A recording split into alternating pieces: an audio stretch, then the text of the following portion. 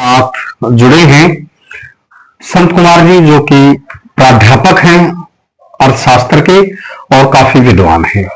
इनसे जानेंगे आजकल जो देश में बवाल मचा हुआ है यूजीसी को लेकर। क्या है यूजीसी और ये बवाल क्यों है, किसको क्या फायदे होने थे, क्या कारण रहे कि कोर्ट को जो है संज्ञान लेना पड़ा, और जातीय भेदभाव, जातीय हिंसा भी हो सकती थी, संभावना थी। सोशल मीडिया पर यूजीसी को लेकर काफी कुछ बवाल मचा, उसका संज्ञान लिया गया है। तो संत जी से जानेंगे। संत जी, क्या है यूजीसी, दर्शकों को बताएंगे? सबसे पहले राकेश जी, आपके सभी दर्शकों को नमस्कार। आपका बहुत ही अच्छा क्वेश्चन है ये जी, क्योंकि आज पूरे देश में यूजीसी बिल के ऊपर पूरे देश में वाद विवाद चल रहा है। बिल्कुल। सबसे पहले मैं आपको बता दूं कि यूजीसी का जो अर्थ है यूनिवर्सिटी ग्रांट कमीशन। हाँ, ये एक संवैधानिक संस्था है जिसका मुख्य उद्देश्य है देश में हायर एजुकेशन को बढ़ाना। जी, देश में जितनी भी यूनिवर्सिटियां हैं, जितने भी कॉलेजेस हैं, सबके बीच में एक समन्वय स्थापित करना। यूनिवर्सिटीज में जितने भी लेक्चरर हैं, प्रोफेसर्स हैं, सबकी नियुक्ति करने का काम, और शिक्षा में नवाचार का कार्य जो है सभी यूजीसी के नियमों के अनुसार ही होता है। जी। अब मैं आपको बता दूं, अपना जो यूजीसी है, यूजीसी की स्थापना 1953 में हुई थी, लेकिन एक्ट के माध्यम से 1956 में इसको शुरू किया गया।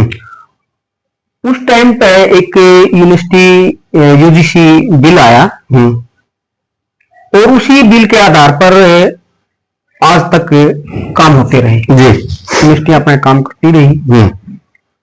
अभी कुछ समय पहले यूजीसी के सामने बहुत सारी रिपोर्टें गई, विद्यार्थियों की गई, प्रोफेसर्स की गई, जिस पर यूजीसी ने काम किया। जी। उन्होंने इस पर काम करते हुए एक यूजीसी बिल लेकर आई।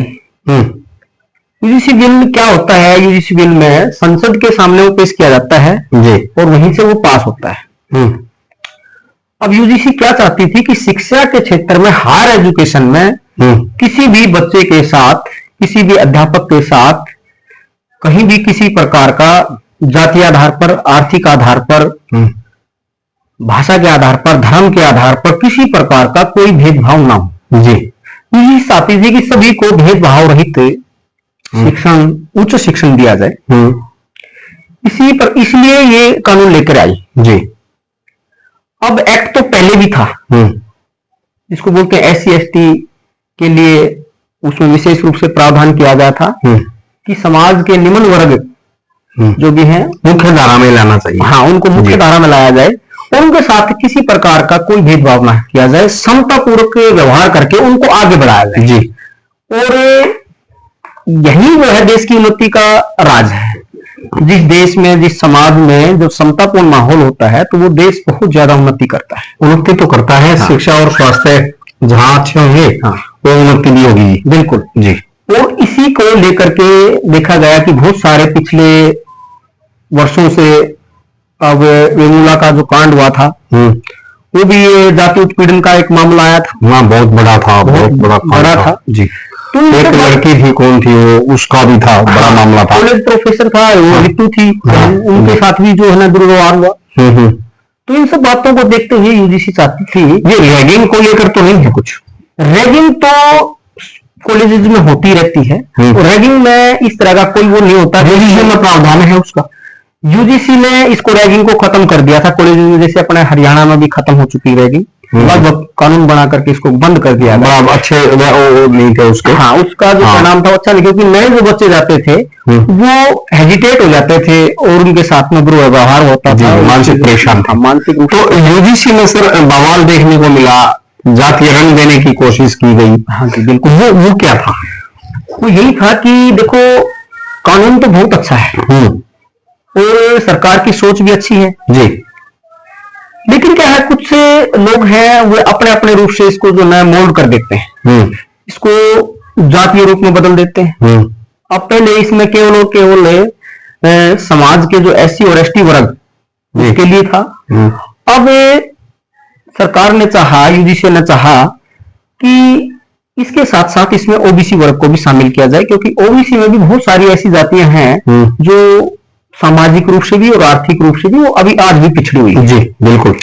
ओबीसी पिछड़ेपन को देखते हुए उनको आरक्षण भी दिया गया 27%। उनको आप जानते हैं कि 27% तक का आरक्षण उनको दिया गया है, ताकि वो भी जो है मुख्य धारा में रहे। यूजीसी बिल से सर जो जनरल कास्ट है, हाँ, उनको कोई दिक्कत थी, कोई परेशानी थी, या उनका कोई नुकसान था क्या? नहीं, इससे जो है जनरल कास्ट को कोई किसी प्रकार का कोई नुकसान नहीं था, क्योंकि इसमें जनरल कास्ट को भी शामिल किया गया था यूजीसी बिल में।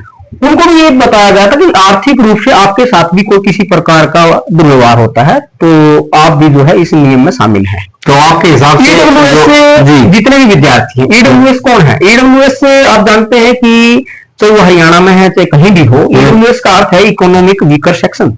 गुड। तो इकोनॉमिक जो वीकर सेक्शन में जो आने वाले लोग हैं वो कौन है? एससी एसटी को तो पहले से ही जो रिजर्वेशन है उनके अनुसार तो नहीं है।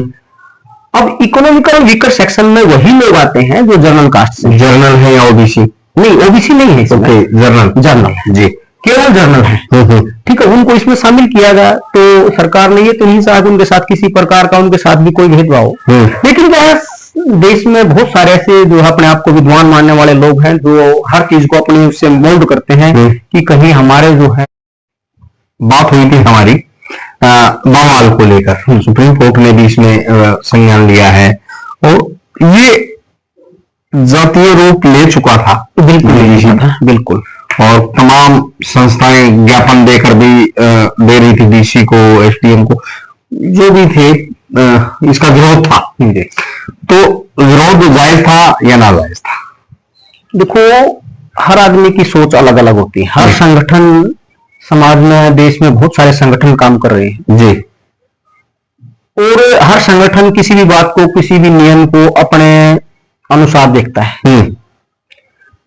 जनरल कास्ट के बहुत सारे संगठन हैं, एससीबीसी के बहुत सारे संगठन हैं, सभी संगठनों ने इसको तोल दिया और सभी ने इसमें देखी, अपने अपने अनुसार उसमें कमियां देख ली। जनरल ने अपने अनुसार कमियां देख ली, एससीबीसी ये देखते हैं कि ये जो है सबके लिए है। वास्तव में ये कानून एक ऐसा कानून था जो हर बच्चे के लिए, हर प्रोफेसर के लिए बहुत जरूरी कानून था। प्रोफेसर्स को इसमें क्या फायदा होगा? प्रोफेसर्स को भी इसमें फायदा है, क्योंकि इसमें जो है बहुत सारे जो है ऐसे प्रोफेसर्स भी हैं जो इस जातीय हिंसा का शिकार होते हैं। ओके। तो प्रोफेसर, तो इसमें एक कमेटी गठित करने की बात की गई थी, जिसमें कॉलेज का प्रिंसिपल, जिसको अध्यक्ष बनाया गया था, कुछ एससी एसटी के कुछ सदस्य थे इसमें। तो प्रत्येक कॉलेज में बननी थी? ये यूजीसी जो चाहता था कि हर कॉलेज में ये कमेटी बनेगी। कमेटी का जो कार्यकाल था वो 2 साल होना था और इस कमेटी में एक इक्विटी स्क्वाड जो है वो भी बनाना था। ओके। जिसका मुख्य उद्देश्य ये था कि ये टीम कॉलेज परिसर में देखेगी कहीं किसी के साथ कोई भेदभाव तो नहीं हो रहा है, मॉनिटरिंग करेगी जी।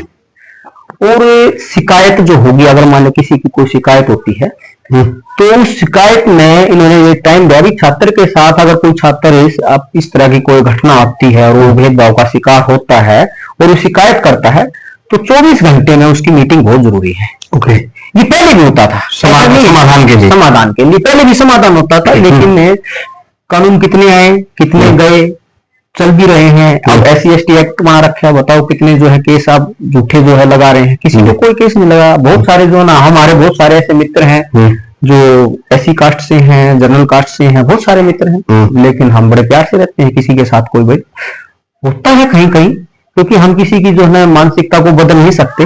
तो ये यूजीसी जो बिल था ये आपके हिसाब से ठीक ही था? बिल्कुल ठीक था, सरकार का बहुत अच्छा कदम था ये। इसकी मैं सराहना करता हूं और चाहता हूं कि सरकार इस पर दोबारा इस पर गौर करें, क्योंकि निर्देश दिया सुप्रीम कोर्ट ने कि इस पर जो है ना जो भी संशोधन करने की जरूरत है इसको संशोधित किया जाए और इसको लागू किया जाए। ये थे हमारे मित्र संत कुमार जी और यूजीसी बिल पर हमारी बातचीत हुई और काफी सकारात्मक बात हुई और इन्होंने अच्छे अच्छे पॉइंट बताए कि क्या था यूजीसी बिल, सरकार को क्या चाहिए था, किन किन को फायदा होना चाहिए था, क्यों होना चाहिए था, ये सभी बातें इसमें आई।